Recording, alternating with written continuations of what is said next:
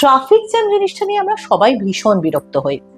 Office থেকে বেরোবার সময় বা সকালে অফিসে ঢোকার সময় যখন গাড়ি বা যে ট্রান্সপোর্টে আমরা ট্রাভেল করছি সেটা যদি আটকে যায় ট্রাফিক জ্যামে, আমরা ভীষণ বিরক্ত হই, বলি উফ দেরি হয়ে যাচ্ছে, আর কতক্ষণ রাখতে থাকি, বারবার ঘড়ি দেখতে থাকি।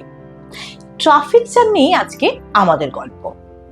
আপনারা কি জানেন সারা পৃথিবীতে সবচেয়ে বড় ট্রাফিক জ্যাম হয়েছিল চীনে, বেজিং শহরে।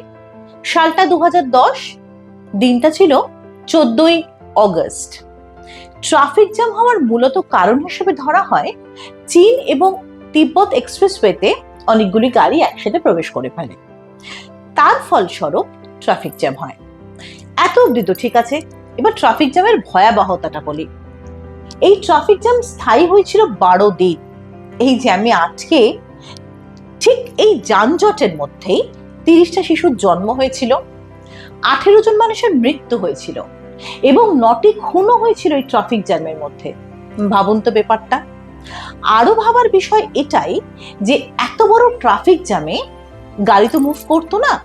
সারাদিনে গাড়ির মুভমেন্ট ছিল 1 কিলোমিটার মাত্র, মানে 24 ঘন্টায় 1 কিলোমিটার।